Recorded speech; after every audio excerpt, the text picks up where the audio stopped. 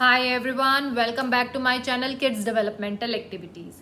तो आज की हमारी वीडियो है ओरल मोटर एक्सरसाइजेस के बारे में कि ये ओरल मोटर क्या होता है, ओरो मोटर क्या होता है, क्या उसके स्पीच में बेनिफिट होते हैं, किस तरह से हम उसको यूज़ करते हैं, स्पीच के लिए हमें क्या क्या करना है और क्या क्या एक्टिविटीज़ होती हैं। देखिए, ओरल मोटर क्या होता है। ओरल इज माउथ पार्ट, ठीक है। Speaking is done by oral, जो हम लोगों को पता है कि मुंह से बोलते हैं। तो इसमें कौन कौन सी चीजें इंक्लूडेड होती हैं? लिप्स, टिथ, टंग, चीक्स। तो इन सब चीज का कोऑर्डिनेटेड मूवमेंट जो होता है, उसकी वजह से हम आवाज सुनते हैं, स्पीच सुनते हैं। बट क्या सिर्फ ओरल पार्ट ही पर ही काम करने से स्पीच आ जाएगी? तो ये बिल्कुल गलत है। देखिए, स्पीच के पीछे 3 चीज़ें चाहिए। One thing is willingness to talk, social component. क्या मैं बोलना चाहता हूँ, मेरा इंटरेस्ट है, नीड है बोलने की, तभी बोल रहा हूँ। तो this is a main factor कि कितना मोटिवेशन है, कितनी नीड है, कितना इंटरेस्ट है बच्चे को, तभी वो बोल रहा है।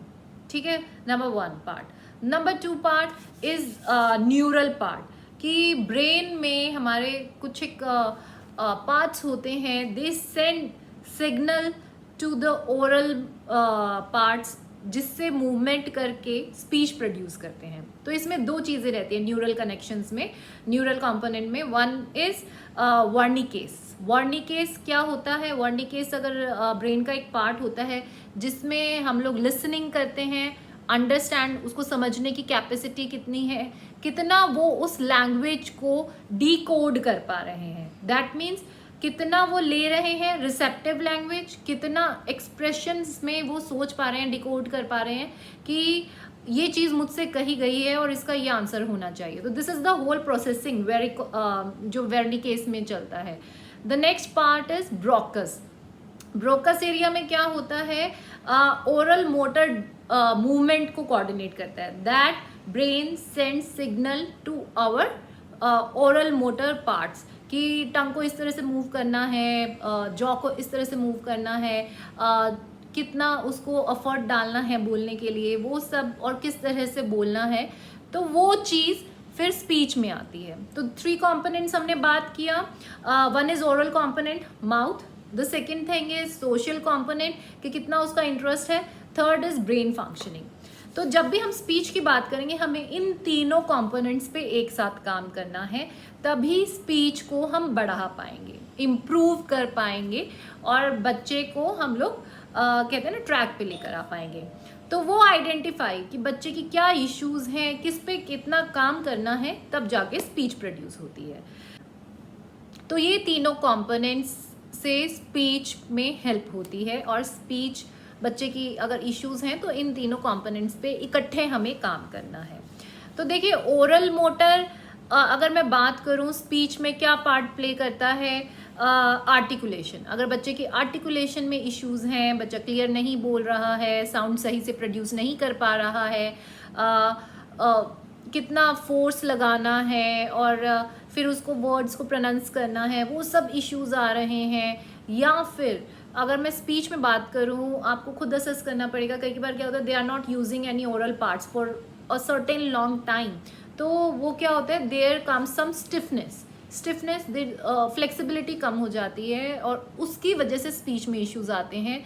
देन ओरो मोटर इज़ वेरी यूजफुल, ताकि वो जो स्टिफनेस है उसको रिड्यूस कर पाएँ, और उसको माउथ ओपनिंग में, कि माउथ ओपन करना है, कई लोगों का क्लेंचिंग हो जाता है, यहाँ से टाइट रहता है, तो वो जो ओपनिंग नहीं हो रही है, तो वो इतना अच्छे से साउंड्स नहीं प्रोड्यूस कर पा रहे हैं, बोल नहीं पा रहे हैं। तो वो सब इश्यूज ओरो मोटर से ठीक होते हैं। बट अकेला ओरो मोटर से कि आपकी स्पीच आ जाएगी, ऐसा नहीं है। ये तीनों चीज़ों पे हमें काम करना है, ठीक है। अब ओरो मोटर सबसे ज़्यादा यूजफुल किस केसेस में रहते हैं? Sensory issues. सेंसरी इश्यूज में क्या क्या आएंगे?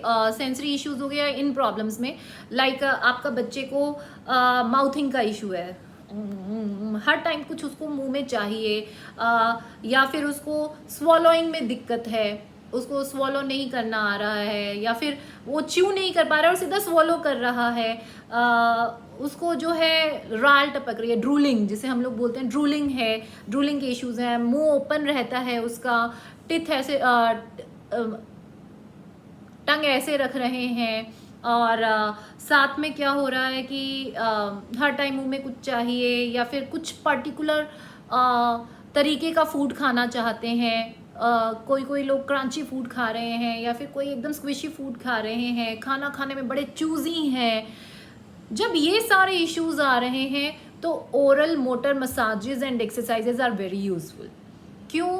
क्योंकि वो सेंसरी इश्यूज से भी रिलेटेड हैं और ओरल मोटर इश्यूज रहते हैं। तो ये दोनों चीज़ें, जब सेंसरी इश्यूज हैं बच्चे को और ओरल मोटर इश्यूज हैं, ओरल मोटर मैंने अभी एक्सप्लेन किया, ये सारे इश्यूज ओरल मोटर इश्यूज में आते हैं। और सेंसरी इश्यूज में माउथिंग हो गया, हर समय कुछ ना कुछ बाइट च्यू करते रहना, या टिथ ग्राइंड करना, दिस इज ओरल, मतलब वो सेंसरी नीड है, they want that pressure in on their mouth. तो उन सब केसेस में ओरल मोटर मसाजेस, बाइटिंग, बच्चे कई के बाइट बहुत करते हैं because they seek that pressure, उनको वो प्रॉप्रियोसेप्टिव इनपुट चाहिए टू काम देम, क्योंकि वो उनकी सेंसरी नीड है। सेंसरी नीड को जब आप मसाजेस से, प्रेशर्स दे के, एक्सरसाइजेस के थ्रू फुलफिल कर देते हैं, तो वो आउटर एक्शन से उसको नहीं सीख करेंगे, लाइक बाइटिंग, च्यूइंग, माउथिंग, या फिर जैसे टिथ ग्राइंडिंग, ये सारे इश्यूज उनके सॉल्व हो जाएंगे। तो these are sensory issues, these are sensory issues, ठीक है। अब जो ओरल मोटर इश्यूज हैं, लाइक ड्रूलिंग, राल टपक रही है, पिकी ईटर्स हैं, उनको टेक्सचर नहीं पसंद आ रहा खाने का, they can't chew that food, वो चबा नहीं पा रहे हैं, या स्वॉलो कर रहे हैं, स्वॉलो नहीं कर पा रहे, ब्लो नहीं कर पा रहे, सक नहीं कर पा रहे, तो वो सब होते हैं ओरल मोटर इश्यूज। क्योंकि अब ब्लोइंग के लिए क्या है, यू नीड चीक्स, सबसे पहले चीक्स की फ्लेक्सिबिलिटी चाहिए, ठीक है। टंग मूवमेंट चाहिए, यहाँ से हवा कैसे निकालनी है, ब्लो करनी है, वो चीज़ उनको अंडरस्टैंड होना चाहिए।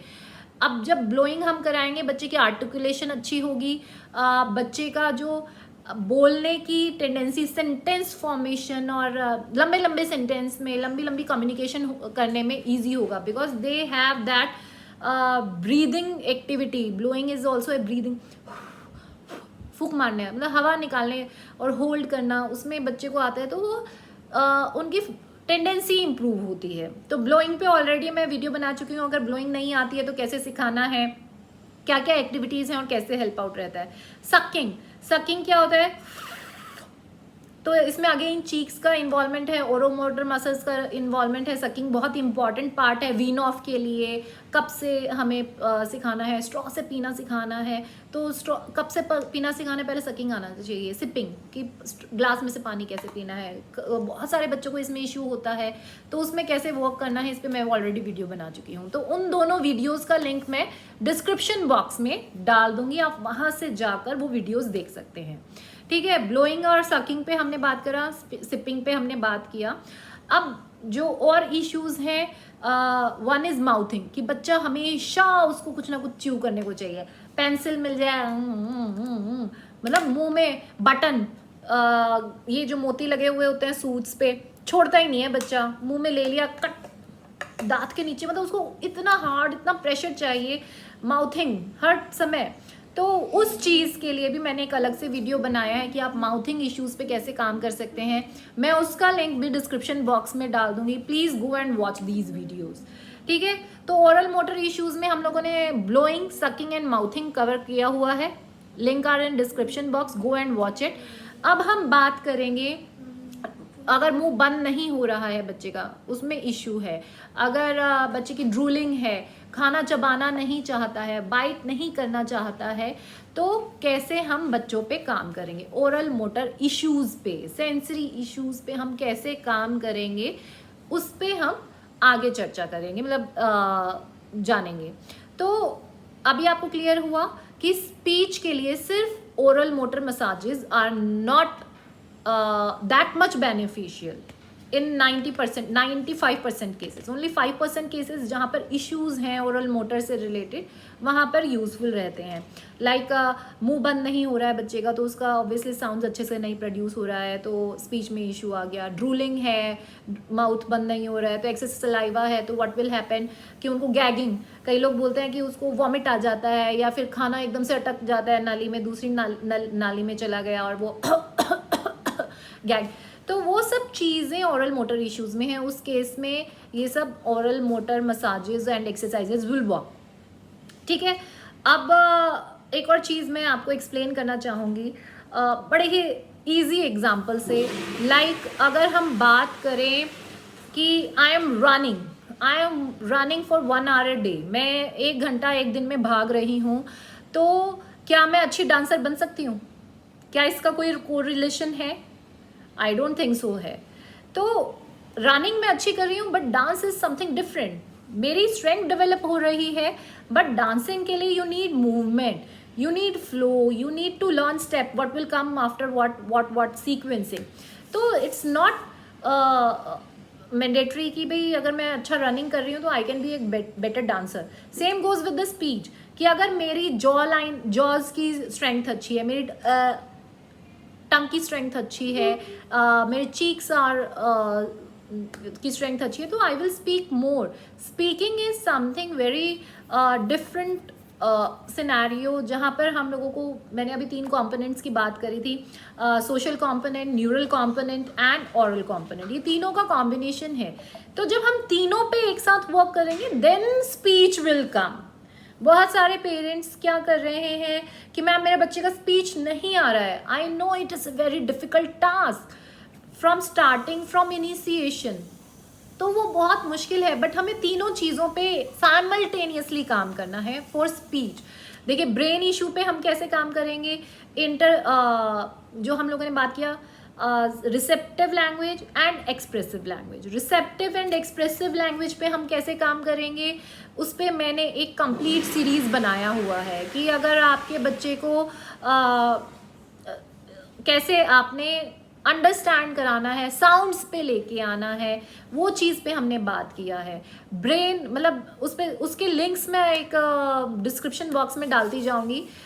देखिए मैंने एक सीरीज़ की थी कि अगर बच्चा बिल्कुल नॉन वर्बल है, उसकी बिल्कुल भी साउंड्स भी नहीं है, तो हमें कैसे काम करना है। ठीक है, तो वो रिसेप्टिव लैंग्वेज है कि हमें कैसे उसको समझाना है, इनपुट इनपुट इनपुट इनपुट, जितना डाटा हम डाल रहे हैं और किस तरीके से डाल रहे हैं। ठीक है, किस तरीके से डाल रहे हैं, वो social component. I will say A B C, बच्चा बोलेगा क्या है, बड़ा मोनोटोनस और बोरिंग सा हो रहा है, and he will not pay interest. Why he will pay interest? Because you are not enjoying yourself. आप खुद को ही नहीं एंजॉय कर रहे हैं, बच्चे को क्या मजा आने वाला है। ठीक है, लेकिन आई विल से एयरप्लेन आया, ये तो बच्चे बोलेगा यार ये तो बड़ा एक्साइटमेंट है, कहाँ से आ रहा है एरोप्लेन, एरोप्लेन देखा, लाइक दिस।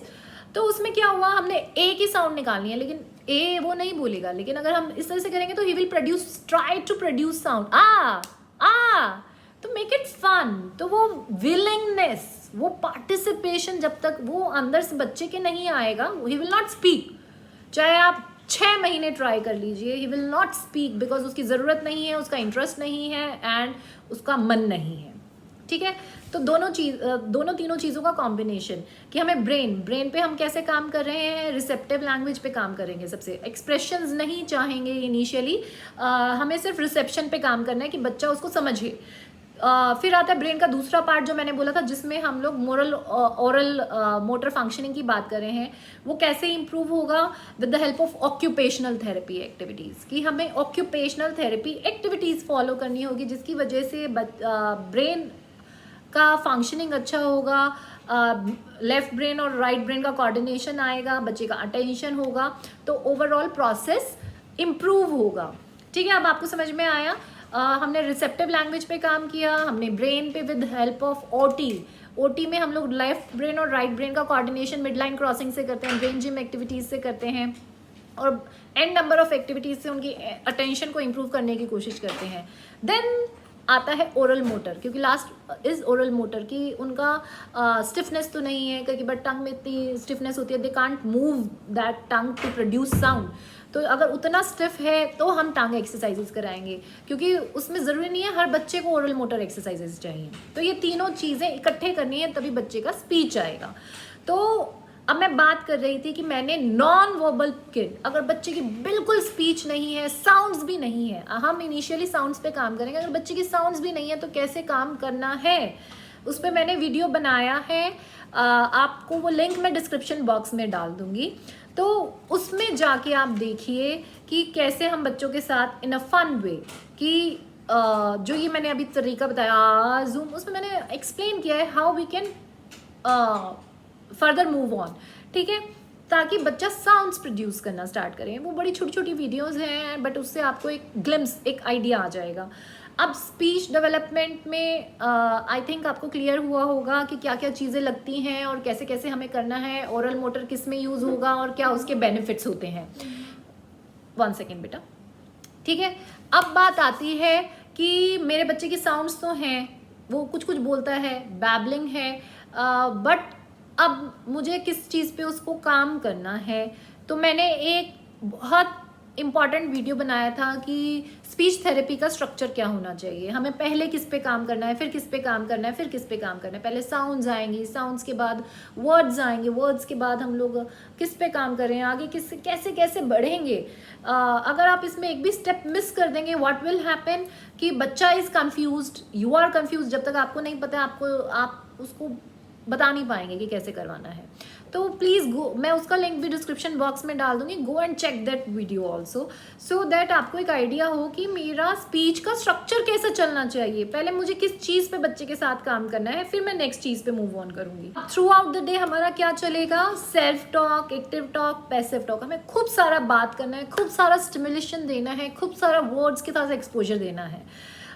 जब हम सिटिंग एक्टिविटीज़ की बात करेंगे वी विल फॉलो स्ट्रक्चर, लेकिन throughout the day we will not follow structure, we will talk talk talk, self talk. मैं ये कर रही हूँ, mamma is cleaning, mamma is making chapati, हम खाना खाओ, नाई नाई करें, स्कूल चलें। वेरी सिंपल सेंटेंसेस में, बहुत सिंपल सेंटेंसेस में, छोटे छोटे सेंटेंसेस में एम्फसिस के साथ हमें self talk, active talk, passive talk करना है थ्रू आउट द डे, ताकि बच्चे को जो हम लोग बोल रहे थे वर्निकेस, जो हमारा ब्रेन का पार्ट है, उसमें हम लोग डाटा इनपुट दे रहे हैं। डिकोडिंग चाहे हो ना हो वो बात की बात है, बट इनपुट इज देयर, ठीक है। तो इस तरह से स्पीच डेवलपमेंट, आई होप ये चीज़ें आपको समझ में आ रही होंगी। मैंने आज बड़ा टॉपिक मिक्स सा हो गया ओरल मोटर एंड स्पीच का, but this is very important topic कि हमें अंडरस्टैंड करना है ओरल मोटर कहाँ देना है एंड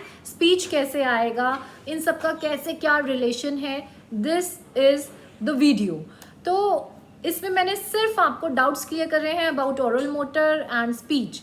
अब जो आगे आने वाला वीडियोस है उसमें I will share oromotor massages, oromotor exercises, so that आपको क्लियर हो कि कैसे हमें करना है if there are some sensory issues and problems. तो आई होप इस वीडियो से आपको बहुत कुछ अंडरस्टैंडिंग आया होगा एंड कुछ आइडियाज़ मिले होंगे। If you are liking my videos, keep liking, keep sharing, keep subscribing, and the most important part, your comments. Don't forget to comment कि yes you are understanding my videos, आपको helpful है या नहीं है, and whether you are applying it or not, और उससे क्या results मिल रहे हैं। It would really help me out to ये मतलब मेरे लिए भी बहुत important है मुझे समझने के लिए कि क्या मैं जो कंटेंट क्रिएट कर रही हूँ वो आप लोगों तक उस वे में जा रहा है या नहीं जा रहा है। Please share. So comments are really important. Thank you so much.